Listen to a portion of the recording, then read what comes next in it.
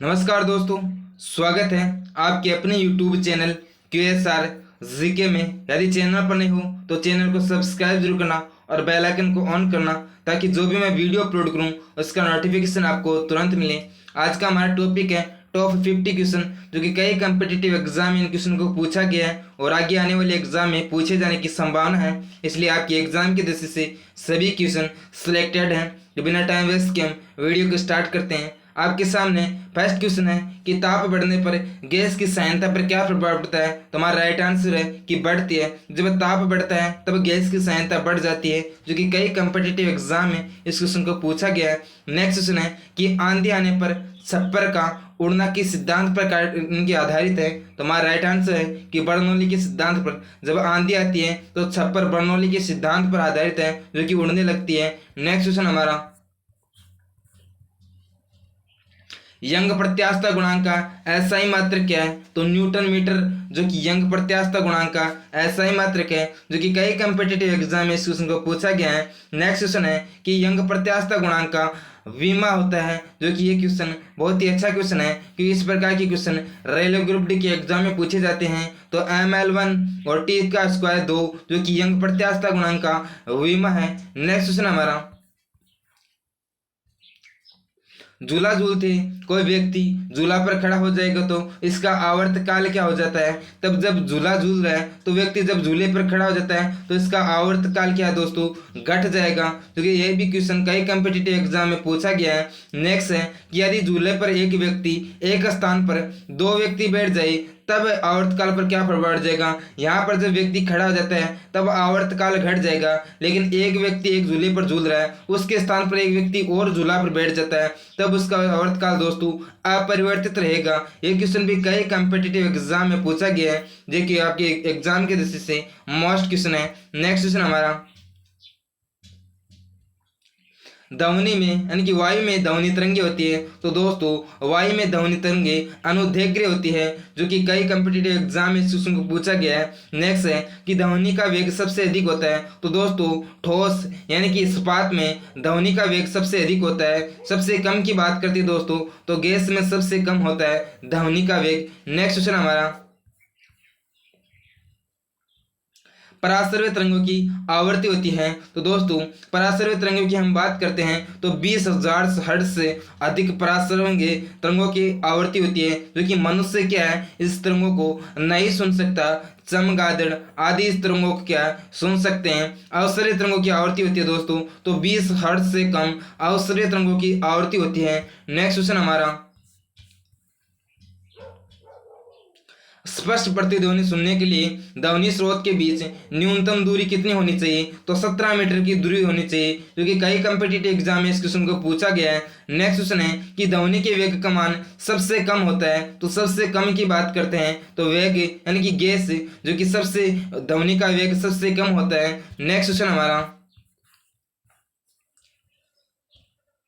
वायु में ध्वनि का वेग तापमान के घटने से तो दोस्तों घटता है। जब वायु में ध्वनि का वेग तापमान घटता है तब उसका वेग घटता है। नेक्स्ट क्वेश्चन है कि 1 किलोग्राम उसका का मान होता है। तो दोस्तों 1 किलोग्राम उष्मा का मान की हम बात करते हैं तो 4.2 गुणा 10 की घात जो जूल होता है, जो कि इस क्वेश्चन को भी कई कम्पिटिटिव एग्जाम में पूछा गया है। नेक्स्ट क्वेश्चन हमारा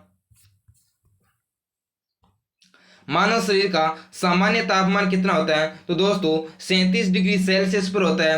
98.6 जो कि फ़ारेनहाइट पर होता है। ये बात करते हैं केल्विन पर तो 310 केल्विन जो मानव शरीर का सामान्य तापमान होता है केल्विन पर। नेक्स्ट क्वेश्चन है कि कमरे का सामान्य तापमान होता है। तो दोस्तों कमरे के तापमान की हम बात करते हैं सेल्सियस पर तो 27 डिग्री सेल्सियस होता है। यदि फ़ारेनहाइट पर हम बात करते हैं तो 80.6 फ़ारेनहाइट पर होता है। नेक्स्ट क्वेश्चन हमारा विशिष्ट ऊष्मा का एसआई मात्र क्या होता है। तो दोस्तों विशिष्ट ऊष्मा के एसआई मात्र की हम बात करते हैं तो जूल की ग्रा केल्विन, जो कि विशिष्ट ऊष्मा का एसआई मात्रक होता है। इस क्वेश्चन को कई कम्पिटिटिव एग्जाम में पूछा गया है। नेक्स्ट है कि गुप्त ऊष्मा का एसआई मात्रक क्या होता है। तो दोस्तों गुप्त ऊष्मा की हम बात करते हैं तो जूल की ग्रा, जो कि गुप्त ऊष्मा का एसआई मात्रक होता है। यहाँ पर विशिष्ट ऊष्मा की बात कर रही है जहाँ पर केल्विन आ गया। जूल की ग्रा समान है लेकिन यहाँ पर केल्विन होगा, यहाँ पर गुप्त ऊष्मा जो कि जूल की ग्रा होगा। नेक्स्ट क्वेश्चन हमारा कि केल्विन तापमान पर बर्फ का गलनांक होता है। ये क्वेश्चन बहुत ही अच्छा आपके एग्जाम की दृष्टि से। तो केल्विन पैमाने पर हम बात करते हैं बर्फ का गलनांक, तो 273 केल्विन जो कि बर्फ का गलनांक होता है केल्विन पैमाने पर। नेक्स्ट है कि झरने पर जब जल ऊंचाई से गिरता है तो उसका ताप पर क्या प्रभाव पड़ता है। तो दोस्तों जब झरने से जल ऊपर से गिरता है तब उसका तापमान है दोस्तों बढ़ जाता है। नेक्स्ट क्वेश्चन है कि ताप के सेल्सियस पैमाने पर परम शून्य ताप होता है तो 273 डिग्री सेल्सियस जो कि परम शून्य ताप माना जाता है। नेक्स्ट क्वेश्चन हमारा,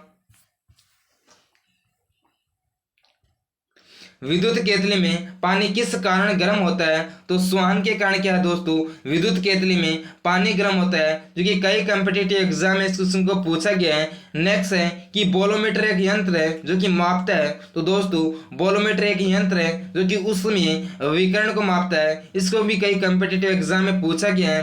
नेक्स्ट क्वेश्चन हमारा,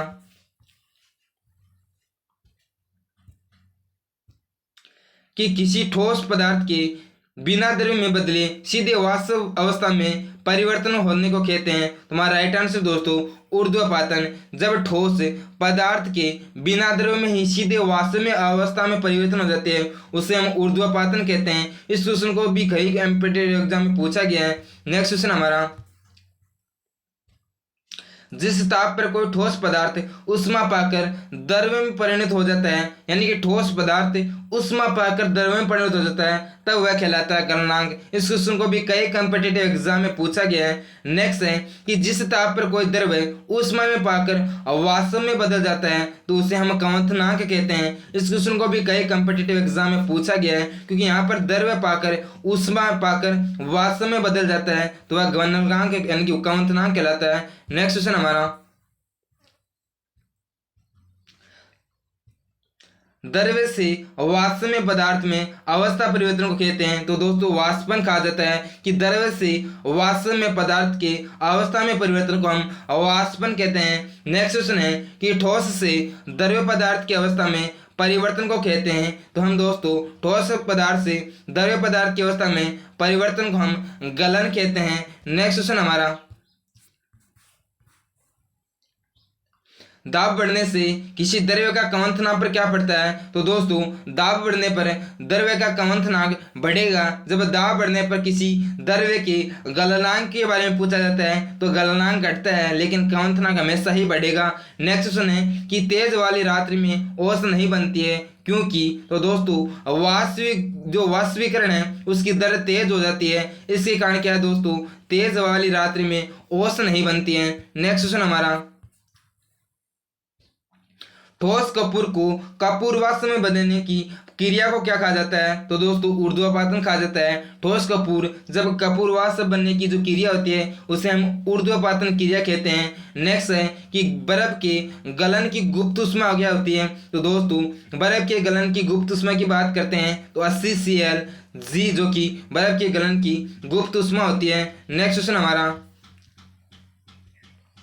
वाष्प की गुप्त उष्मा कितनी होती है। तो दोस्तों वाष्प की हम बात करते हैं तो 537 ClG जो कि वाष्प की गुप्त उष्मा होती है।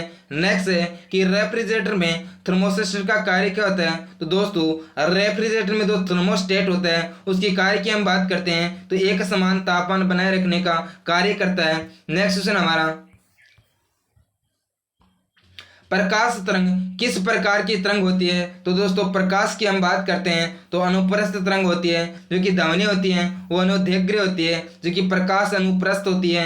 नेक्स्ट है कि प्रकाश का तरंग सिद्धांत किसके द्वारा प्रतिपादित किया गया। तो हाइगेंस के द्वारा प्रकाश का तरंग सिद्धांत दिया गया था। इस क्वेश्चन को भी कई कॉम्पिटिटिव एग्जाम में पूछा गया है। नेक्स्ट क्वेश्चन हमारा,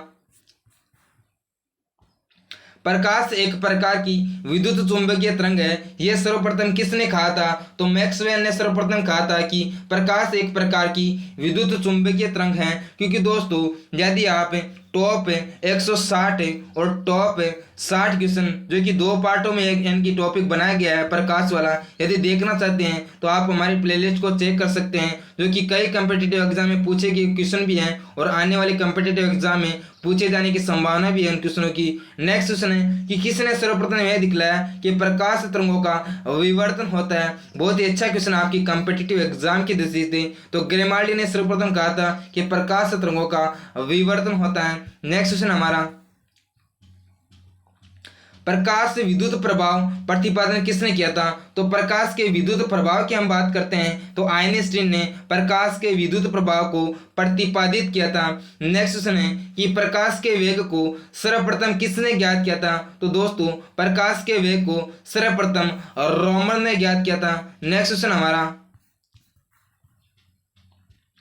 प्रकाश का निर्वात में वेग होता है। तो दोस्तों प्रकाश में यदि हम निर्वात के वेग की हम बात करते हैं तो 3 गुणा 10⁸ मीटर प्रति सेकंड होता है। नेक्स्ट है कि प्रकाश वर्ष की इकाई क्या है? तो ये दोस्तों प्रकाश वर्ष की इकाई की हम बात करते हैं तो दूरी होती है। इस क्वेश्चन को कई कॉम्पिटिटिव एग्जाम में पूछा गया है। नेक्स्ट क्वेश्चन हमारा, इंद्रधनुष में किस रंग का विक्षेपण सबसे अधिक होता है? तो दोस्तों विक्षेपण की हम बात करते हैं तो लाल रंग का सबसे अधिक विक्षेपण होता है, जबकि बैंगनी रंग की बात करते हैं तो सबसे कम विक्षेपण होता है। नेक्स्ट क्वेश्चन है कि मानव आंख की रेटिना पर कैसा प्रतिबिंब बनता है? तो दोस्तों वास्तविक यानी उल्टा प्रतिबिंब बनता है तथा सीधा प्रतिबिंब बनता है मानव आंख की रेटिना पर। नेक्स्ट क्वेश्चन हमारा,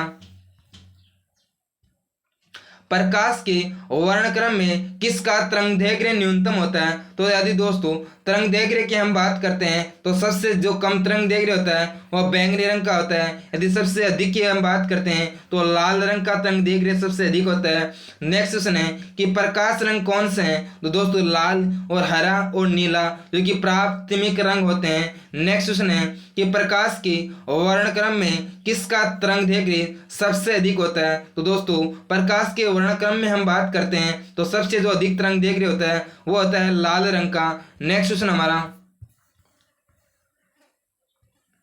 प्रकाश का रंग निश्चित किया जाता है। तो दोस्तों तरंगदैर्घ्य के द्वारा प्रकाश का रंग निश्चित किया जाता है। नेक्स्ट क्वेश्चन है कि स्वस्थ नेत्र के लिए स्पष्ट दूरी न्यूनतम दूरी कितनी होती है? तो दोस्तों यदि स्वस्थ नेत्र के लिए यदि हम न्यूनतम दूरी की हम बात करते हैं तो 25 सेंटीमीटर होती है। यदि अनंत की यदि दूर दूरी की बात करते हैं तो अनंत होती है। इन दोनों क्वेश्चनों को कई कॉम्पिटिटिव एग्जाम में पूछा गया है, जो कि 26 नंबर का क्वेश्चन है। दोस्तों वहां पर क्या है, लिखने में थोड़ी मिस्टेक थी। नेक्स्ट क्वेश्चन है कि वर्णदत्ता को किस लेंस से दूर किया जा सकता है? तो दोस्तों हम वर्णदत्ता को किसी भी लेंस से दूर नहीं कर सकते। नेक्स्ट यानी कि सॉरी दोस्तों, यदि दोस्तों वीडियो अच्छा लगे तो लाइक जरूर करना और शेयर करना। जय हिंद दोस्तों, जय भारत।